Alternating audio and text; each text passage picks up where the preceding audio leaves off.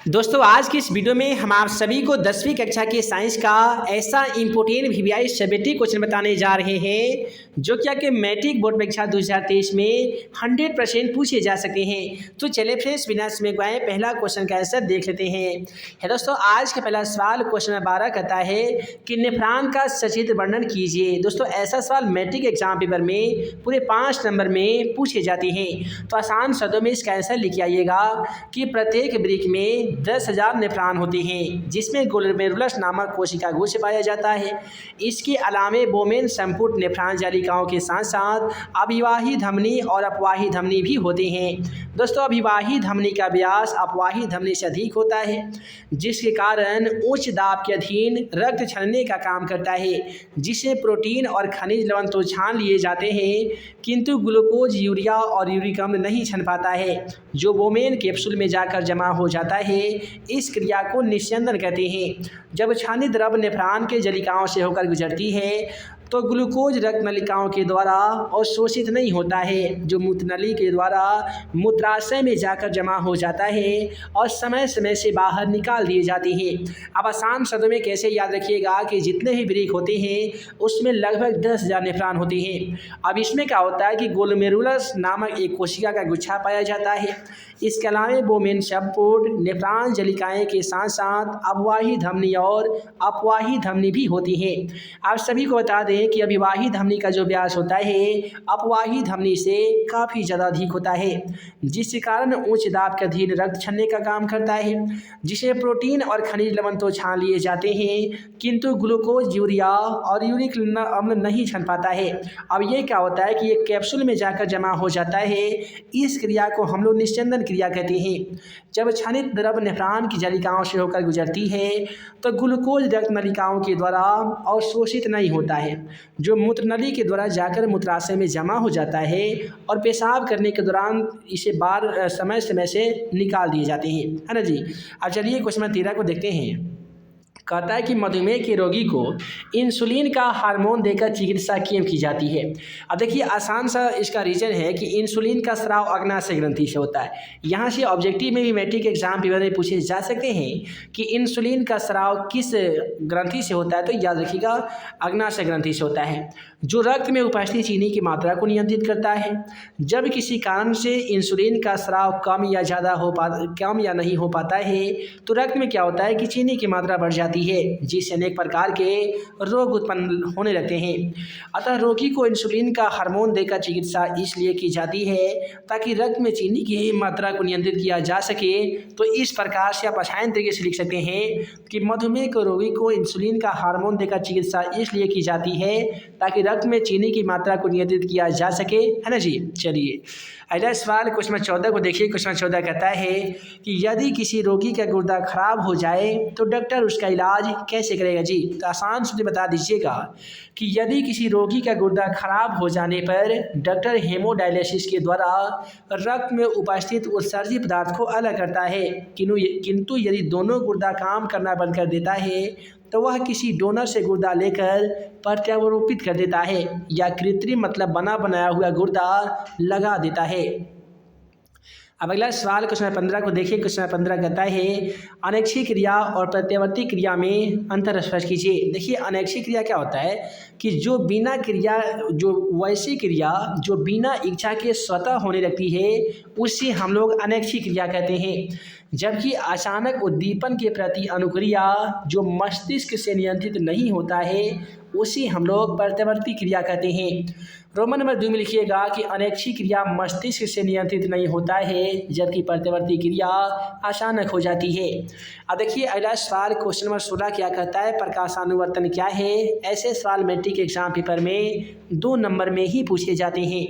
दोस्तों आसान शब्द में इसका आंसर लिखिएगा कि पौधों के सूर्य के प्रकाश की ओर गति को प्रकाशानुवर्तन कहते हैं। पौधों के प्रकाश की ओर की जो गति होती है इसे ही हम लोग प्रकाशानुवर्तन कहते हैं। यह गति शीर्ष भाग और पत्तियों में स्पष्ट रूप से देखने को मिलती है।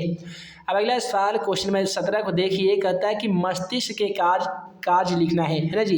तो मैट्रिक एग्जाम पेपर में ऐसे सवाल भी 2 नंबर में ही पूछे जाते हैं कि मस्तिष्क का कौन कौन से काम होता है, आप सभी को बताने रहते हैं। आसान शब्द में आंसर लिखिएगा कि मस्तिष्क के प्रमुख कार्य निम्नलिखित है। रोमन नंबर 1 में लिखना होगा कि आवेगों को ग्रहण करना, ग्रहण किए गए आवेगों के बीच संबंधन स्थापित करना, ग्रहण किए गए आवेगों के बीच अनुक्रिया करना, शारीरिक क्रियाओं पर नियंत्रण स्थापित करना और मस्तिष्क क्रियाओं का संघनित करना। तो ये सभी कार्य होते हैं दोस्तों मस्तिष्क के। उसके बाद में कहता है जी कि जनन क्या है, ये कितने प्रकार की होती हैं। आसान शब्द बता दीजिएगा कि जिस प्रकर्म के द्वारा जीव अपनी संख्या में वृद्धि करते हैं, यानी जीव अपनी संख्या बढ़ाते हैं, उसे ही हम लोग जनन कहते हैं। देखिए, जनन के द्वारा जीव का संतुलन बना रहता है और वे विलुप्त नहीं होते हैं। तो जीव का संतुलन बना रहे और वे विलुप्त ना हो, यही कारण है कि जनन जीवों के लिए काफ़ी आवश्यक है। अगला सवाल हमारा कहता है कि डीएनए प्रकृति प्रजनन में क्या महत्व रखता है। देखिए, आप सभी को बता दें कि जो डीएनए का पूरा नाम होता है वो डीऑक्सीराइबोन्यूक्लिक एसिड होता है, यानी डीऑक्सीराइबोन्यूक्लिक अम्ल होता है। अब उत्तर में इसका लिखिएगा कि डीएनए प्रकृति बनाने में विभिन्नताएं उत्पन्न होती है और ये विभिन्नताओं से जैव विकास होता है, यानी जीव जंतुओं का विकास होता है। रोमन नंबर 2 में लिखिएगा डीएनए प्रकृति में कोशिका विभाजन होता है जो प्रजनन के लिए काफ़ी आवश्यक है। अब देखिए, अगला सवाल क्या कहता है कि निषेचन क्या है। मैट्रिक एग्जाम पेपर में ये सवाल भी 2 नंबर में ही देखने को मिला था। तो आसान शब्द में इसका लिखिएगा कि निषेचन क्या है, ये कितने प्रकार के होते हैं। तो नर एवं मादा युग्मक के संलग्न होने की क्रिया निषेचन कहलाती है। यानी नर और मादा के जो युग्मक होते हैं, युग्मनज होते हैं, जिसे हम लोग क्रोमोसोम भी कह सकते हैं। तो ये जो दोनों युग्मक आपस से मिलते हैं ना जी, आप समझ रहे होंगे ना कि हम क्या कहना चाहते हैं।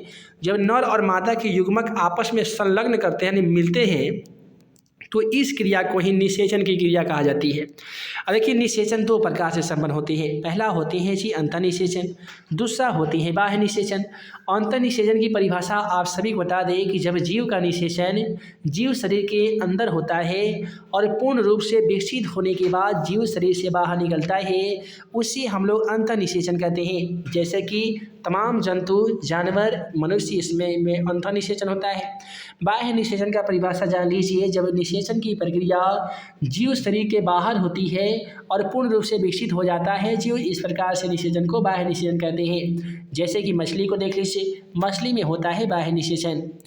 अब अगला सवाल कहता है आनुवंशिकी क्या है। दोस्तों, विज्ञान की वह शाखा जिसमें सजीवों की लक्षणों, आनुवंशिकता, उसके कारण एवं क्रिया विधि का अध्ययन किया जाता है, उसी हम लोग आनुवंशिकता कहते हैं। अब देखिए, आनुवंशिकता का जो जनक माने जाते हैं वो ग्रेगर जॉन मेंडल जी को माना जाता है। यहीं से मैट्रिक के एग्जाम पेपर में ऑब्जेक्टिव सवाल पूछे जाते हैं कि आनुवंशिकी या आनुवंशिकता का पिता किसे कहा जाता है। तो याद रखिएगा, ग्रेगर जॉन मेंडल जी को कहा जाता है।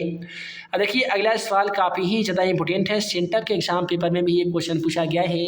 कहता है कि समजात अंग किसे कहते हैं। आसान शब्द में जानिए कि जीव शरीर में पाए जाने वाले वैसे अंग जिसकी उत्पत्ति एवं संरचना एक समान होती है किंतु वातावरण के अनुसार विभिन्न कार्यों के संपादन करते हैं, उसे हम लोग समजात अंग कहते हैं। जैसे कि मनुष्य का हाथ, घोड़े का अग्रपाद और पक्षी के पंख, ये सभी के सभी समजात अंग होते हैं। आसान शब्द में आप लोगों ने जाना कि जीव शरीर में पाए जाने वाले वैसे अंग जिनकी उत्पत्ति एवं संरचना तो एक समान होती है किंतु वातावरण के अनुसार वे अलग अलग काम करते हैं। एग्जाम्पल के तौर पर मनुष्य का हाथ हो गया और घोड़े का अग्रपाद हो गया।